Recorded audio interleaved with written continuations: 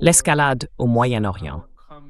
Il semble que la guerre approche d'une certaine manière et que les États-Unis et l'Iran pourraient finalement s'affronter après toutes ces négociations, la deuxième série de négociations. Nous avons entendu le ministre iranien des Affaires étrangères dire que la partie américaine, Steve Witkoff avec Kushner, n'avait même pas demandé un enrichissement nul lors de la deuxième série de négociations, ce qui était complètement à l'opposé de la manière dont cela a été rapporté dans les médias occidentaux dominants. C'était totalement le contraire.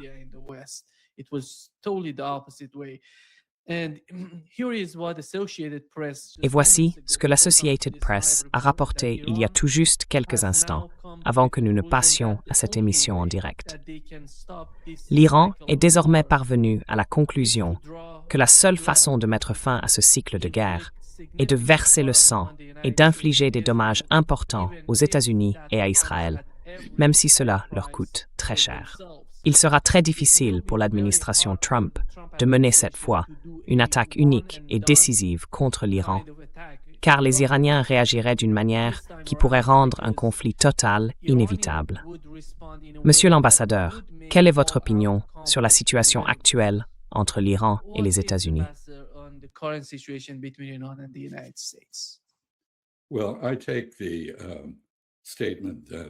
Eh bien, je considère la déclaration selon laquelle M. Witkoff et M. Kushner n'ont pas demandé un enrichissement nul comme signifiant qu'ils se contentent de faire traîner l'Iran dans les négociations. Ils n'ont aucune intention de parvenir à un accord.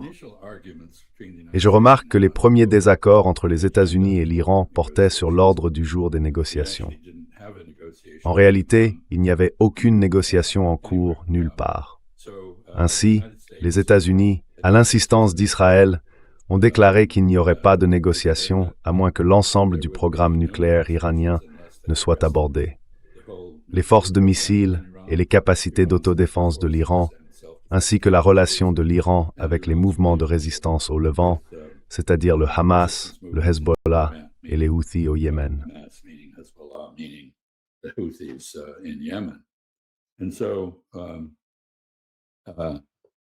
Ainsi, la présentation publique de ces discussions laisse entendre qu'elles portent entièrement sur le programme nucléaire. Il est pourtant assez clair que ce programme n'est pas vraiment au centre des préoccupations, ni pour la politique israélienne, ni pour celle des États-Unis sous Donald Trump. Le véritable objectif est l'affaiblissement de l'Iran, l'élimination de sa capacité d'autodéfense, sa subordination à Israël et aux États-Unis. Je pense qu'il y a une différence.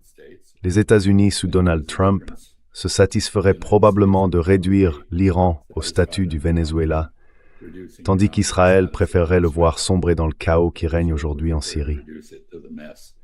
Et donc les gens se demandent, quelles sont les chances d'une guerre?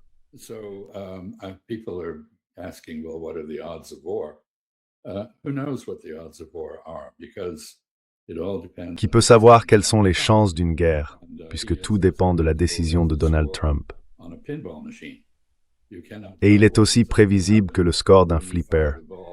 On ne peut pas dire quel résultat on obtiendra quand on lance cette petite bille d'acier dans le labyrinthe. Donc je pense que ceux qui avancent des chiffres, beaucoup d'entre eux expriment simplement l'espoir qu'il n'y aura pas de guerre, que d'une manière ou d'une autre, Donald Trump trouvera un moyen de sortir du coin dans lequel il s'est lui-même enfermé. Je n'y crois pas. Je ne dirais pas que la guerre est une certitude, mais elle en est très proche. Et si elle éclate, je pense que l'article de l'AP que vous venez de citer décrit correctement la pensée iranienne telle que je la comprends.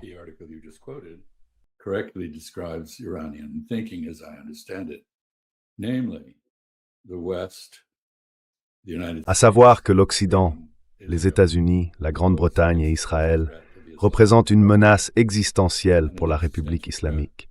Et une menace existentielle pour la République islamique sera, de sa part, répondue par une menace existentielle envers Israël et par de graves dommages infligés aux États-Unis. Jusqu'à présent, l'Iran a essentiellement accepté les provocations et les attaques en y répondant seulement de manière limitée. Par exemple, lors de la guerre de juin, d'après ce que je comprends, Il y a eu des signaux échangés entre les États-Unis et l'Iran, et les États-Unis ont convaincu l'Iran qu'ils allaient seulement mener une attaque très modeste et symbolique contre les installations nucléaires.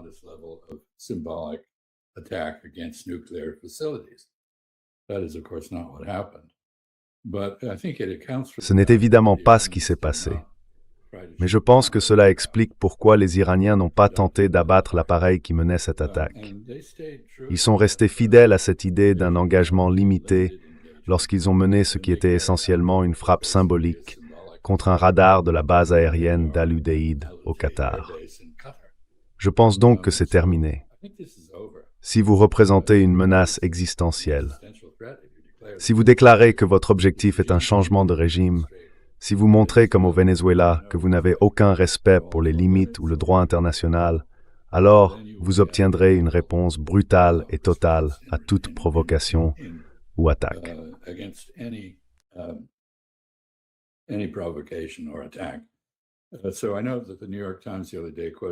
Je sais que le New York Times l'autre jour a cité c'était le Wall Street Journal, qui a publié un article affirmant que l'administration Trump espérait une attaque limitée du type 1 pour 1 contre l'Iran, mais qu'elle était prête, si cela ne fonctionnait pas, à s'engager dans une guerre d'usure. Je pense qu'il y a deux problèmes avec cela. D'abord, je ne crois pas que l'Iran soit encore disposé à répondre de manière limitée à une attaque limitée. Je pense qu'il réagirait par une offensive totale contre Israël et contre les installations américaines dans la région, y compris les navires faisant partie des 2 porte-avions rassemblés pour attaquer l'Iran. L'un d'eux n'est apparemment pas encore sur place. Le Gerald R. Ford est encore en route vers la Méditerranée orientale. Mais l'Abraham Lincoln se tient au large dans la mer d'Arabie.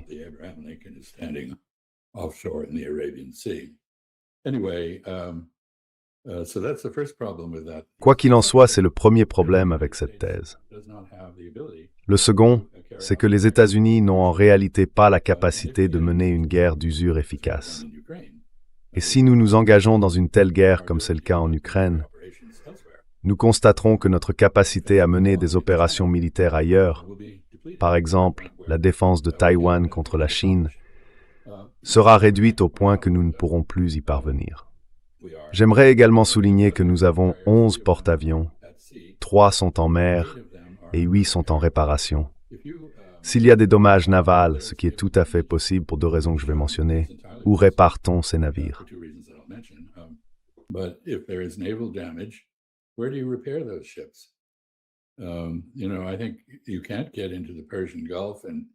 Vous savez, je pense qu'on ne peut pas aller dans le golfe Persique et se rendre à Bahreïn sans supposer que le quartier général de la 5e flotte qui s'y trouve sera l'une des cibles visées par l'Iran. Bahreïn est membre des soi-disant accords d'Abraham et accueille des forces américaines dirigées contre l'Iran. Donc je pense que c'est une cible logique. Je ne sais pas comment les États-Unis s'en sortent avec des capacités de construction navale aussi limitées de nos jours. C'est un long trajet jusqu'à l'Amérique du Nord. Où dans la région peut-on réparer un navire endommagé? Je pense donc qu'une bonne partie de ce qui passe pour du raisonnement stratégique à la Maison-Blanche en ce moment, et peut-être aussi au Pentagone, relève du vœu pieux fondé sur la propagande israélienne à propos du résultat de la soi-disant guerre des 12 jours de juin, que les Israéliens affirment, vous savez, avoir dominé.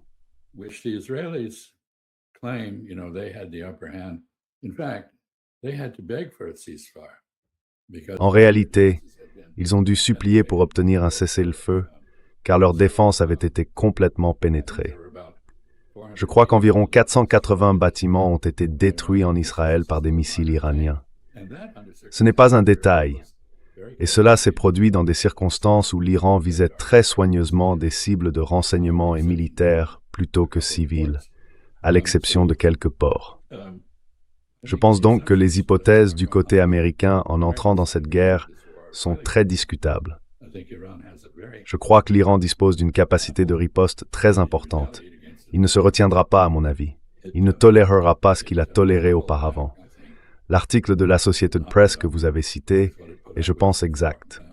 So the Associated Press article you quoted is, I think, correct. Do you see Netanyahu not being Voyez-vous Netanyahou ne pas participer à la guerre dans les premières heures, parce qu'il a déclaré que si l'Iran attaquait, Israël répondrait d'une manière que l'Iran n'a jamais connue auparavant. Qu'est-ce que cela signifie réellement? Cela implique-t-il que les États-Unis attaqueraient seuls l'Iran, tandis qu'Israël se retiendrait pour éviter d'être frappé par des missiles iraniens?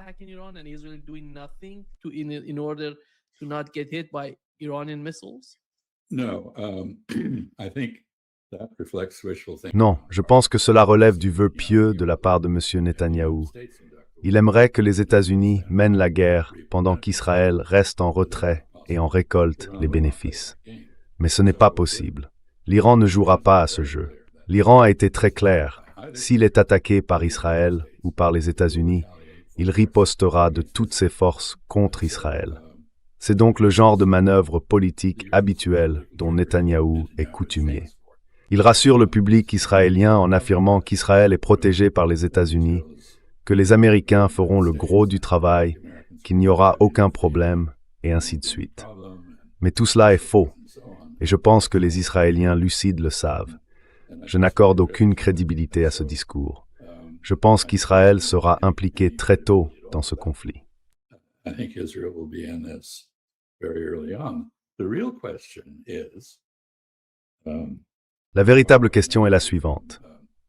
Pour reprendre une analogie avec la guerre nucléaire, il existe quelque chose qu'on appelle le lancement sur alerte, ce qui signifie que vous n'attendez pas que les missiles ou les avions ennemis vous bombardent réellement. Vous ripostez immédiatement dès qu'ils prennent leur envol. La question est donc de savoir si l'Iran réagira à un mouvement dans les airs ou en mer, à des tirs de missiles, immédiatement plutôt que d'attendre. Je pense que la réponse est probablement oui. Nous ne savons pas combien de missiles de différents types possède l'Iran, mais l'Iran dispose bel et bien de certaines armes. Permettez-moi de faire 2 remarques ici. Premièrement, l'Iran a clairement bénéficié de l'arrivée de la technologie chinoise. À la fois de nouveaux systèmes radars capables de détecter les avions furtifs et d'une version chinoise très redoutable du système russe de défense aérienne et antimissile S-400. air defense, missile defense system. But Iran has its own capabilities. Mais l'Iran dispose de ses propres capacités. Ces missiles sont très précis. Certains d'entre eux, je crois, sont guidés en phase terminale, ce qui signifie qu'ils peuvent frapper des cibles mobiles comme des porte-avions. L'Iran possède une torpille à supercavitation. Je crois qu'elle s'appelle Hout en farsi, ce qui signifie baleine. Elle serait apparemment similaire à une arme russe appelée Shkval et se déplace à environ 480 km/h sous l'eau. On ne peut pas l'arrêter facilement. On peut imaginer que l'Iran a déployé des sous-marins équipés de cette arme dans les approches du détroit d'Ormuz, et peut-être même plus loin. Je pense donc que la situation n'est pas aussi simple que Donald Trump, gonflé d'orgueil après le succès vénézuélien, semble le croire. Himself after the Venezuelan success may believe. Venezuelan success, I hesitate to call it a success. J'hésite à appeler cela un succès car c'était essentiellement une attaque criminelle contre un pays souverain, un coup d'État orchestré par le vice-président contre le président qui a été enlevé. Alors est-ce un succès? Je n'en suis pas sûr. Mais je ne pense pas qu'il sera aussi facile de trouver et d'enlever la direction en Iran. Israël en réalité a fait cela lors de son attaque en juin. Il a décapité une grande partie de l'appareil militaire iranien, mais il l'a fait avec des personnes déjà infiltrées en Iran, pas avec des avions ou des missiles. Il l'a fait avec des espions et des agents sur le terrain. Ces espions et agents ont été arrêtés. Je ne pense pas qu'Israël ait encore cette capacité. C'est donc une situation explosive en attente de se produire. This is a mess waiting to happen. Yeah. In your opinion, Donald Trump À votre avis, Donald Trump a-t-il une sorte de limitation concernant une attaque contre l'Iran, en particulier une limitation dans le temps? Par exemple, va-t-il attaquer l'Iran ce week-end? Il parlait de donner aux Iraniens une sorte d'échéance. 10 jours. Dans 10 jours, vous allez répondre. Comment voyez-vous cela? Comment percevez-vous la situation en interne? Et comment devons-nous l'interpréter? Quelle serait, selon vous, la politique de l'administration Trump concernant une attaque contre l'Iran?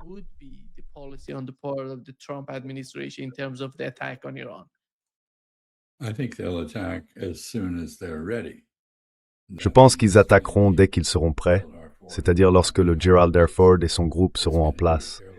Il y a eu un immense pont aérien, largement documenté par les médias internationaux, d'armes, de systèmes de défense aérienne, de F-35, de F-20, de toutes sortes d'appareils vers la région. La Jordanie est remplie de ces avions, ainsi que d'autres. Des rumeurs circulent selon lesquelles ils auraient également été déployés en Azerbaïdjan ou en Arménie, qui sait. Et vraisemblablement, l'Irak est disponible, même si le gouvernement irakien s'y opposerait. Bien sûr, l'une des conséquences probables d'une guerre entre les États-Unis et l'Iran serait que les milices irakiennes alignées sur l'Iran prennent des mesures contre l'armée américaine.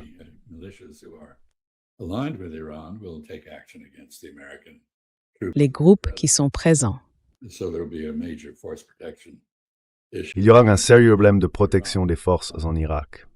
Un vrai désordre, un vrai chaos. A mess. Do you feel that Netanyahu Penses-tu que Netanyahou serait enfin satisfait si l'administration Trump attaquait l'Iran, ou bien cette attaque ne serait-elle qu'un point de départ pour Israël? Parce que je ne sais pas si tu as vu Lindsey Graham parler de l'Arabie saoudite. Voici ce qu'il a dit. Here is what Lindsey Graham said.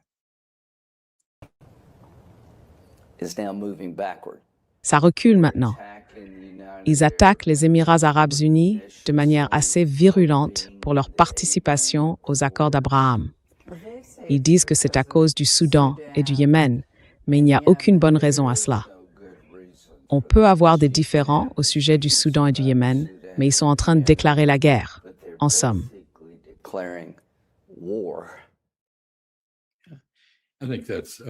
Je pense que c'est le genre de sottise typique du sénateur Graham. Il se présente comme un expert en politique étrangère, mais il est en réalité un propagandiste au service d'Israël et apparemment aussi des Émirats arabes unis. Il existe de très bonnes raisons aux querelles qui ont éclaté entre l'Arabie saoudite et les Émirats arabes unis, et elles tiennent au fait qu'ils se trouvent dans des camps opposés sur toute une série de terrains de conflit. À commencer par le Yémen, mais aussi en Somalie et au Soudan. Je ne pense pas que la relation personnelle entre Mohammed Ben Salman et Mohammed Ben Zayed soit bonne actuellement. Elle avait bien commencé, mais il s'est avéré que Mohammed Ben Zayed n'était pas en mesure de contrôler Mohammed Ben Salman, qui avait ses propres idées sur les intérêts de l'Arabie saoudite et les siens.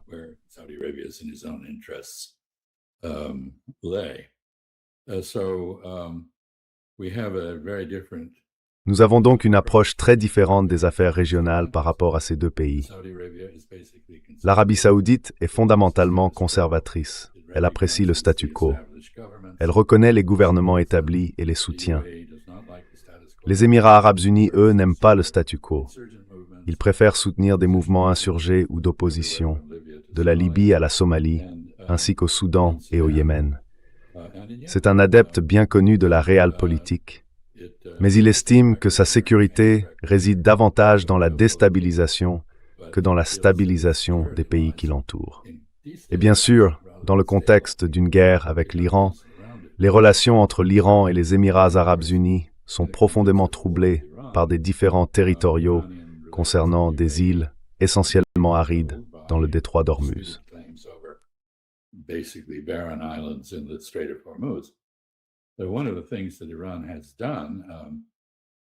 L'une des choses que l'Iran a faites, clairement, comme un signal lié à ce que je considère comme de fausses négociations entre l'Iran et les États-Unis, a été de fermer une partie du détroit d'Ormuz simplement pour montrer qu'il en est capable. Et il l'est. Et je pense qu'une des questions est de savoir si Netanyahou sera satisfait de cette guerre.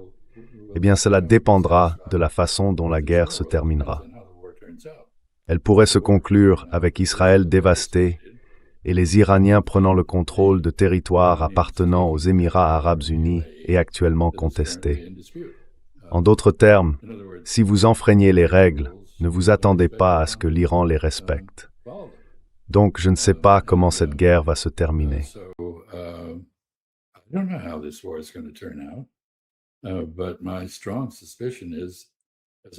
Mais je soupçonne fortement, comme je l'ai dit au départ, que personne n'aimera la tournure que prendront les choses. Et il est très peu probable que Netanyahou en soit satisfait, car cela ne provoquera pas l'éclatement de l'Iran, et cela n'entraînera aucun changement de régime positif du point de vue israélien.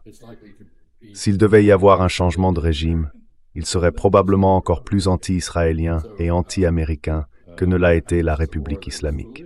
Je pense donc qu'il s'agit d'une guerre insensée.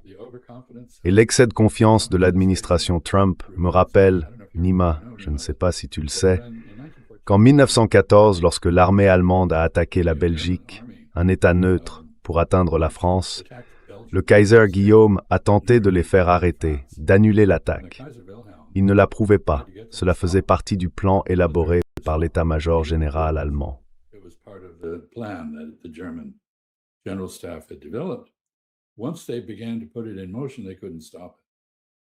Une fois qu'ils ont commencé à le mettre en mouvement, ils n'ont pas pu l'arrêter.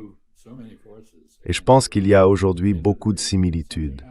Vous déplacez tant de forces contre l'Iran dans la région, puis quelque chose se produit et le mouvement s'enclenche.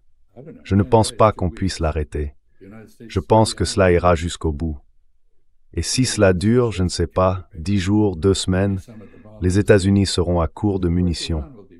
Peut-être auront-ils quelques navires qu'ils pourront réparer, peut-être d'autres au fond de la mer. Bien sûr, l'Iran sera lui aussi gravement touché. Et Israël, je pense, dévasté à un niveau qu'il n'a jamais connu. Israël a eu le luxe d'une domination militaire dans la région et le luxe d'avoir des ennemis armés seulement d'armes légères, sans force aérienne, sans défense aérienne. L'Iran est en effet un ennemi très différent, comme il l'a démontré.